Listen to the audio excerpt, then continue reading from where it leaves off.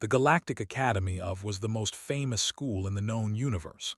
Students from over 300 different alien species came here to learn. They studied science, history, warfare, and the cultures of countless worlds. The Academy floated in orbit around a golden star, and its halls were filled with creatures of every shape and size imaginable.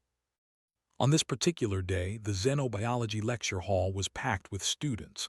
They sat in hovering seats arranged in a great circle around a central platform.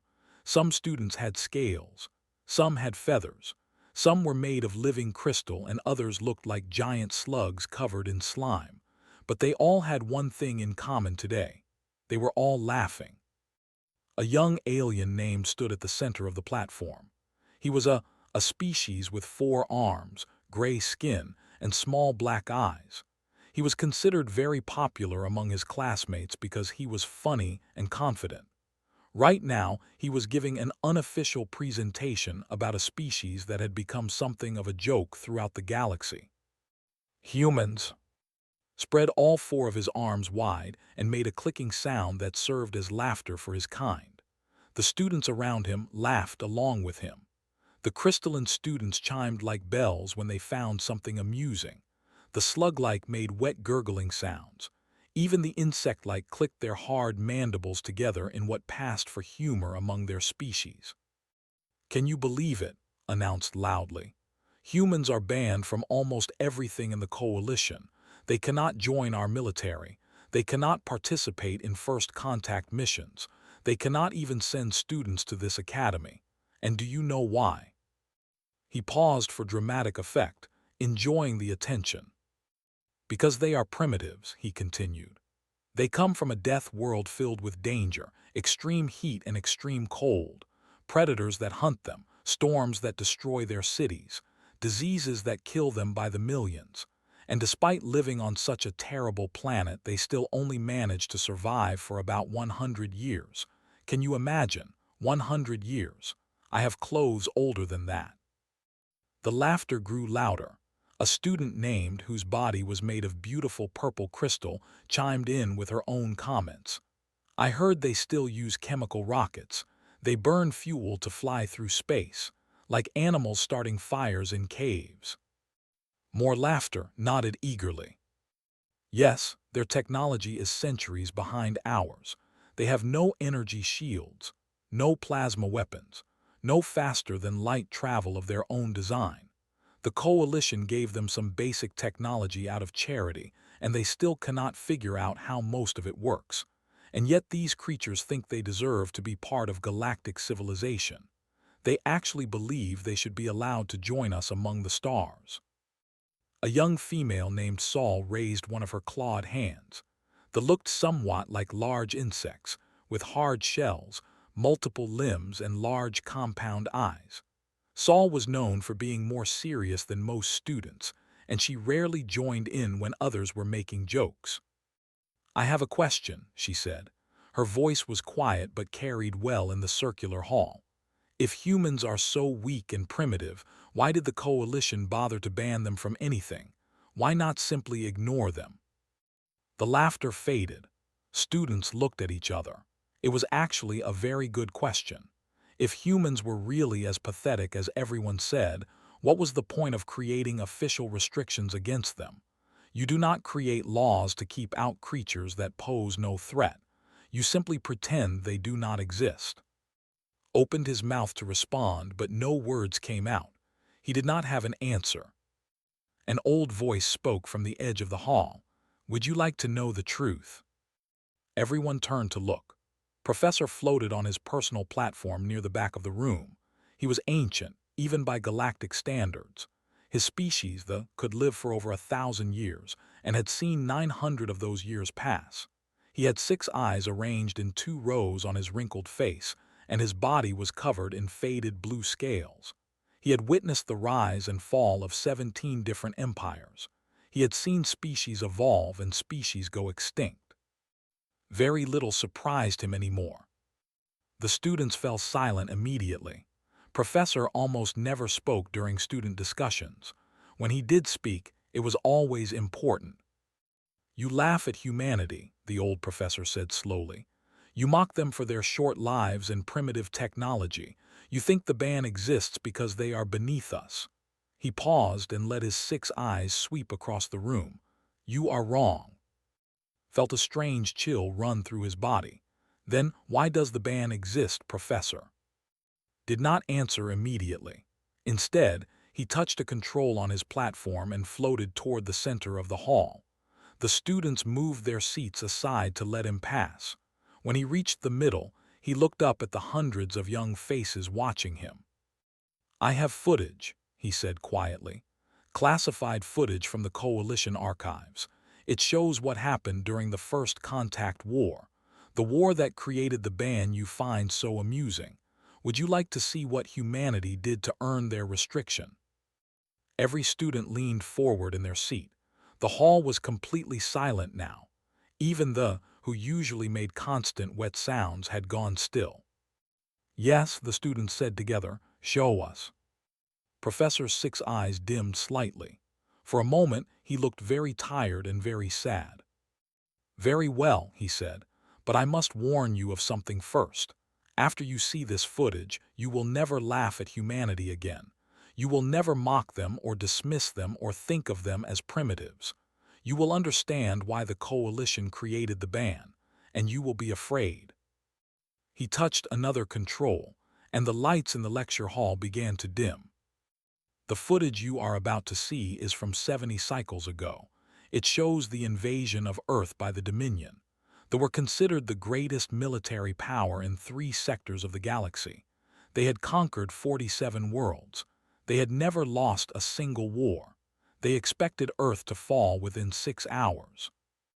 The holographic projectors in the ceiling began to glow. "They were wrong," Professor said. "They were very, very wrong, and what happened next changed the galaxy forever." The first images appeared in the air above them, and not a single student made a sound. The time for laughter was over. The time for truth had begun. The holographic images filled the entire lecture hall. The students found themselves surrounded by a 3-dimensional recording of events that had happened 70 years ago. A date stamp appeared in the corner of the display, showing Coalition Standard Year 4892.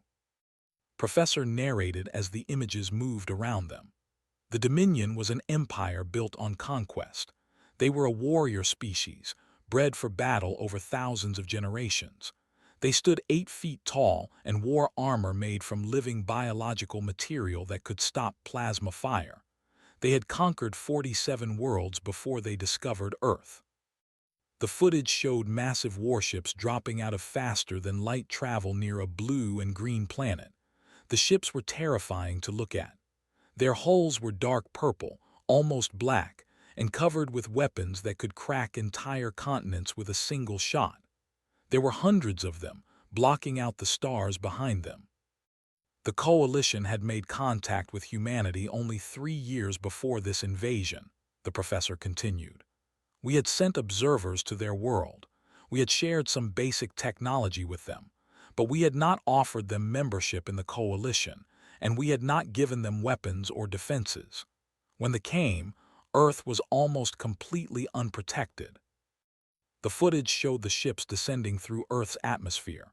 They moved slowly, confidently, like predators that knew their prey could not escape. Human aircraft rose to meet them, small and fragile compared to the alien vessels. They did not even bother to shoot them down. They simply activated their shields and let the human missiles explode harmlessly against them.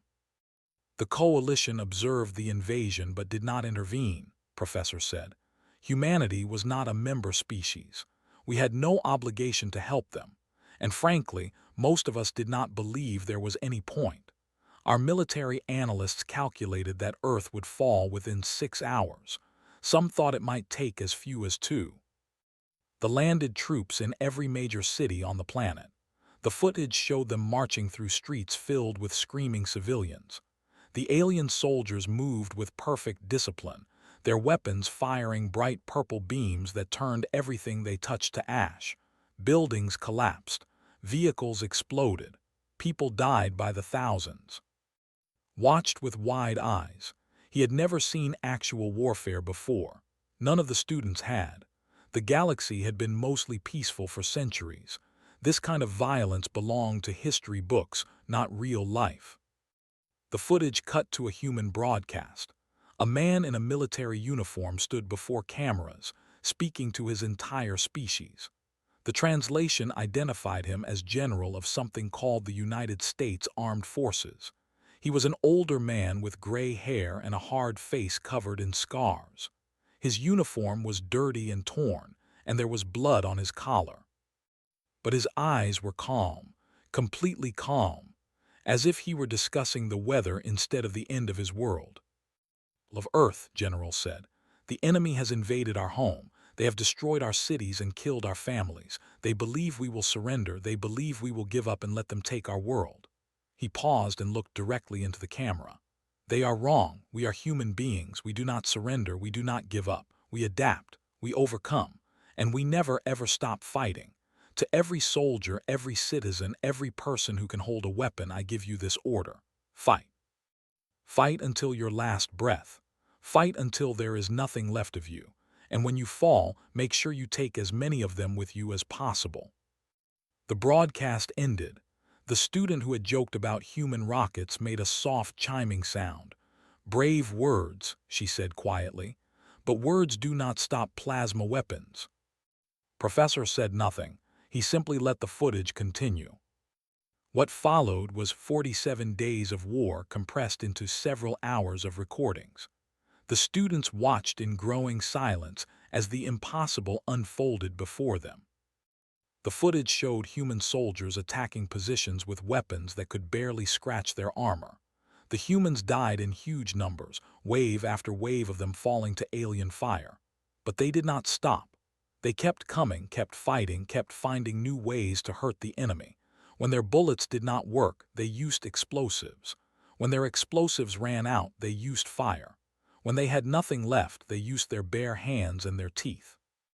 The footage showed a woman named Lieutenant Amy Grant leading a small team through a sewage tunnel beneath a command ship. The tunnel was filled with toxic waste and radiation. 3 of her soldiers died before they even reached their target. But Amy kept moving forward, dragging the heavy explosives behind her. She planted the charges, set the timer, and tried to escape. She did not make it. The explosion killed her along with the ship and everyone inside it. The footage showed a pilot named Captain Danny flying his damaged aircraft directly into a shield generator. His plane was on fire. His weapons were empty. He could have ejected and saved himself. Instead, he aimed for the generator that was protecting an alien base from human artillery. The explosion destroyed the generator, and the humans on the ground immediately opened fire on the now unprotected base. Captain died instantly. He was 26 years old. He had been married for 3 months. The footage showed farmers picking up hunting rifles and ambushing patrols. It showed teachers building bombs in school basements. It showed doctors treating wounded soldiers and then picking up weapons themselves when the soldiers died. It showed children, some no older than 10 years, carrying messages through enemy lines because they were small enough to hide in places adults could not reach. They had superior technology, superior numbers, superior everything. And they were losing. Saul leaned forward, her compound eyes fixed on the holographic display. "This is not possible," she said. "They should be dead. All of them should be dead. How are they winning?" Professor finally spoke again. His voice was heavy with something the students did not recognize. "They are not winning yet, but they are not losing either. And for that was the same as defeat. They had never faced an enemy that refused to surrender. They did not know how to fight a species that was not afraid to die." The footage continued, showing more battles, more sacrifices, more impossible human victories. And in the lecture hall, not a single student laughed. Not a single student made jokes about primitive technology or short. They were beginning to understand, and understanding brought fear. The footage jumped forward to day 32 of the invasion. The holographic display showed the inside of a command ship. The chamber was dark and filled with purple light from alien screens and displays. The air itself seemed heavy with tension and something else. Fear. Lord Vexcon stood at the center of the room. He was the supreme commander of the invasion force, a warrior who had personally conquered 11 worlds. His armor was covered in medals and symbols of victory. But right now, purple blood was dripping from a wound on his face, and his officers were arguing with each other in harsh, clicking voices. "We have lost 60% of our ground forces," one officer reported. His voice trembled slightly as he spoke. "The humans will not stop. We destroy one resistance cell and 3 more appear in its place. We fortify a position and they tunnel beneath it. We establish supply lines and they poison them. We send soldiers to hunt them and they disappear into the wilderness and strike from behind." Lord Vexcon slammed his armored fist against a console, cracking the screen. "Impossible," he snarled. "They are primitives, their bodies are soft, their lives are short, their weapons are weak. How can they possibly resist us?" Another officer stepped forward. This one was older, with scars covering most of his visible skin. He had been fighting wars for longer than most humans lived. "My lord," he said quietly, "I have been studying their communications. We have intercepted thousands of their transmissions, and I believe I understand now." "Then explain," Vexcon demanded. "Explain how these insects are defeating the greatest military force in 3 sectors." The old officer took a deep breath. "They do not fear death, my lord, they embrace it. They see dying for their people as the highest honor a human can achieve. They sacrifice themselves without hesitation because they believe their deaths will mean something. They call it duty.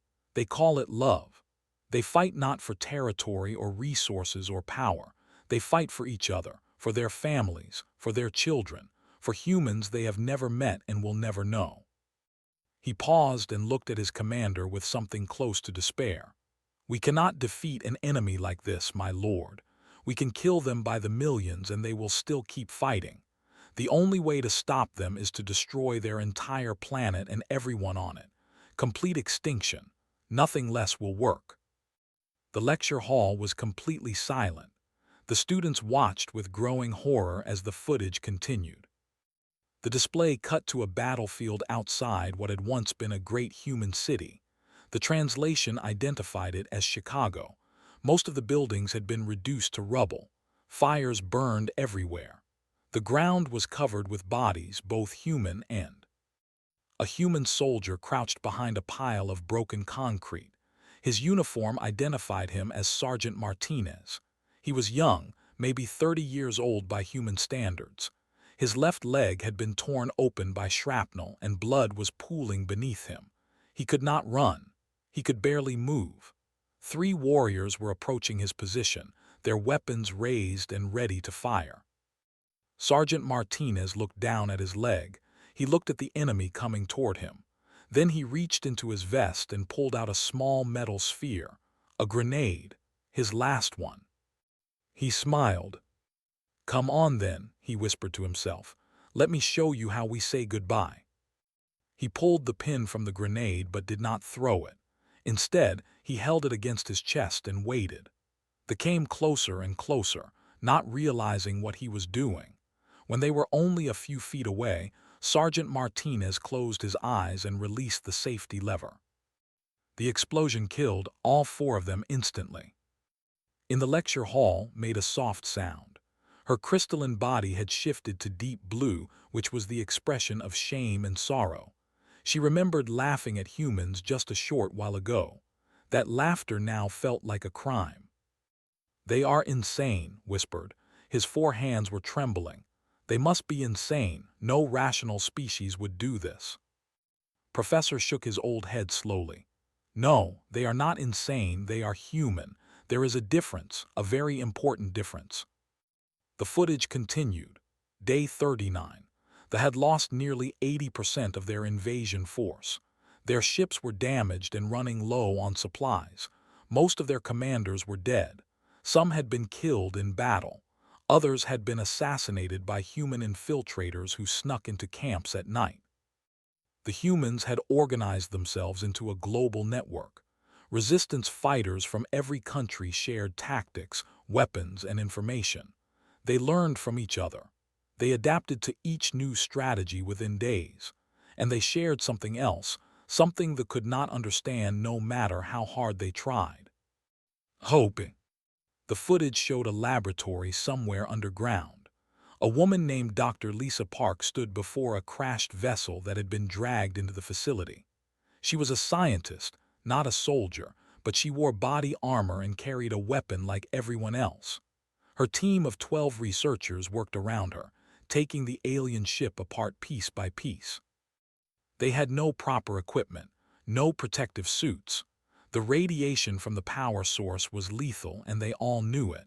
They would all be dead within months. They kept working anyway. "We need to understand their shields," Dr. Park said to her team. "If we can figure out how they work, we can find a way to break them. And if we can break their shields, we can win this war." 12 hours later, they succeeded. Dr. Park transmitted her findings to every human military installation on the planet. Within days, human weapons had been modified to penetrate defenses. The tide of the war shifted completely. Dr. Park died 7 weeks later from radiation poisoning. Her final words were recorded for history. "Tell my daughter I bought her time," she said. "Tell her to reach the stars for me." On day 47, the remaining forces surrendered. It was the first time in the history of their empire that they had ever lost a war. Lord Vexcon transmitted a final message to his before he was captured. "Do not send reinforcements," he said. "Do not attempt to avenge us. Leave this world alone. Leave these creatures alone. They are not what they seem. They are monsters wearing the faces of primitives, and they will destroy anyone who threatens them." The footage ended. The lights in the lecture hall slowly returned to normal, but nothing felt normal anymore. Nothing would ever feel normal again. Professor moved slowly to the center of the lecture hall. His old body seemed heavier than before, as if the weight of the memories he carried had become physical. His 6 eyes swept across the faces of his students, seeing their shock, their confusion, and their growing fear. No one was laughing now. No one was making jokes. The students who had mocked humanity just an hour ago now sat in stunned silence, trying to understand what they had just witnessed. The Dominion was considered the greatest military power in 3 sectors of the galaxy, the professor said. They had conquered 47 worlds. They had never been defeated in battle. They had never even been seriously challenged. Their warriors were bred for combat. Their technology was centuries ahead of most species, and their empire had stood for over 10,000 years. He paused and let the silence stretch. And humanity, primitive and short-lived humanity, broke them in 47 days. Saul raised her clawed hand. Her voice was barely louder than a whisper. But how? How could they possibly defeat such a powerful enemy? They had nothing, no advanced weapons, no shields, no proper military fleet. How did they win? Professor nodded slowly. It was the question he had been waiting for. "They won because they are not like us," he said. "They are fundamentally different from every other species in the galaxy, and that difference is what makes them so dangerous." He touched a control on his platform, and a new holographic display appeared. It showed a simple chart comparing the of different galactic species. "They live for approximately 5,000 cycles," he said, gesturing at the chart. "They live for 8,000. They can survive for 3,000 if conditions are favorable. My own species, the regularly see our 1,000th year. I myself will likely live another century at least." He pointed to a small bar at the bottom of the chart. It was tiny compared to the others. "Humans live for approximately 100 cycles. 100. That is nothing. That is a blink of an eye by our standards. Most of us in this room have had meals that lasted longer than a human." The students looked at the chart. They had known this fact before. It was one of the reasons they had found humans so amusing. But now, after seeing the footage, the number meant something different. Because humans live such short lives, they experience time differently than we do, Professor continued. For us, a year is nothing. We can wait. We can plan. We can calculate the best course of action and take our time implementing it. If we lose a battle today, we can retreat and plan revenge for tomorrow. If we lose a loved one, we grieve, but we know we will have thousands of years to make new connections.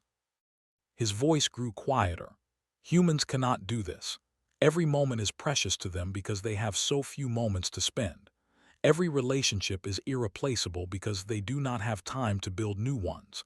Every loss is devastating because they cannot afford losses. And so, when they are threatened, they do not calculate costs or measure acceptable casualties. They fight with everything they have, holding nothing back, because everything is all they will ever have. Finally spoke. His voice was hollow, empty of the confidence he had shown earlier. The ban. It is not because they are weak, is it? No, the professor confirmed. The ban has nothing to do with human weakness. It exists because the coalition is terrified of what humanity would become if given our technology, our resources, and our time. He pulled up another holographic display. This one showed a great chamber filled with representatives from hundreds of species. It was the Coalition Council, the governing body of galactic civilization. This recording is from the emergency session held immediately after the First Contact War ended. The council met to decide what to do about humanity. They had just watched a primitive species defeat one of the most powerful empires in the galaxy using nothing but determination and sacrifice. They were afraid. The recording began to play. The chamber was in chaos. Representatives were shouting at each other in dozens of different languages. Finally, an ancient council member rose from his seat and called for silence. His carapace was covered in scars, and he moved slowly as if every step caused him pain. But when he spoke, everyone listened. "Honored representatives," the old said, "we have all seen the reports from Earth. We have all witnessed what humanity accomplished against and we must now face a difficult truth." He paused and looked around the chamber. "We cannot control them. We cannot predict them. They do not respond to threats the way rational species do. When faced with impossible odds, they do not surrender or retreat. They fight harder. They sacrifice more. They find ways to win that we would never even consider because we value our lives too much to attempt them." His voice grew stronger. "They have proven that they will die rather than submit, and they have proven that when they die they will take their enemies with them. In 47 days, with primitive weapons and no outside assistance, they destroyed the invasion force. Imagine what they could do with energy weapons, with faster-than-light travel, with genetic enhancement, with the full resources of galactic civilization at their disposal." The chamber fell silent. "If we give them access to our technology, if we allow them into our military structures, if we permit them to spread across the stars, they will not be our servants. They will not be our allies. They will not even be our equals. In time, they will be our masters. They will surpass us in every way that matters because they have something we do not. They have a fire inside them that we lost millions of years ago, a hunger for life that makes every moment count, a willingness to sacrifice everything for what they believe in." He raised one clawed hand. "I move that we ban humanity from all coalition activities, military service, political participation, colonization rights, first contact protocols, everything, not because they are primitive, not because they are weak, but because they are dangerous beyond our ability to comprehend. I move that we contain them in their home system and pray that containment is enough." The vote was held. The motion passed with 94% support. The recording ended. Professor looked at his students with sad, ancient eyes. "That was 70 cycles ago. The ban has been in place ever since. The official reason given to the public was that humans were too primitive for integration into galactic society. The real reason was fear, pure and simple fear." He moved toward the edge of the room and turned back to face the hall. "You laughed at humanity today. You mocked them for their short lives and their primitive technology. But now you understand the truth. The Coalition does not ban species because they are weak.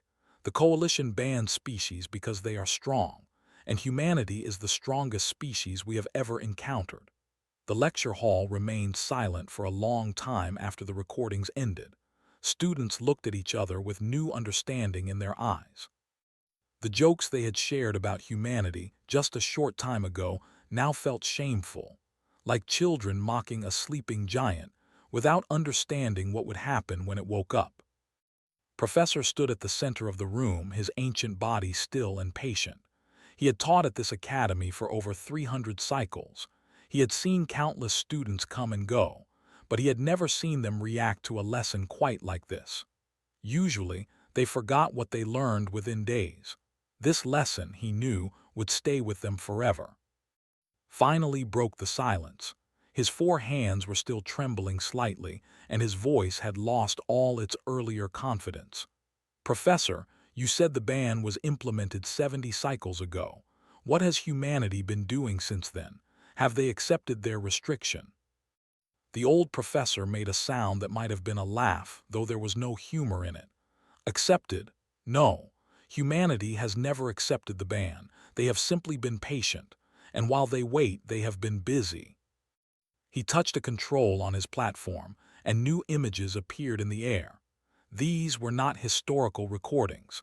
These were current surveillance photographs and intelligence reports. When the ban was first implemented, the Coalition offered humanity a deal. In exchange for accepting restrictions on their movement and activities, we would share basic technology with them. Medicine to cure diseases that had plagued them for centuries. Agricultural techniques to feed their growing population. Energy sources to power their civilization. They needed these things desperately, so they agreed to the terms. The images showed human cities, clean and modern and filled with advanced technology.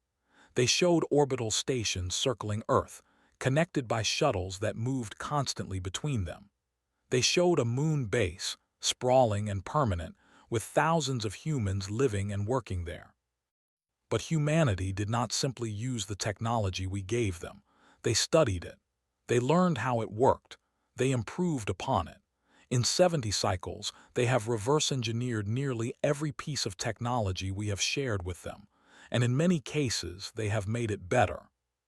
Saul leaned forward, her compound eyes focused intently on the images. Better? How is that possible?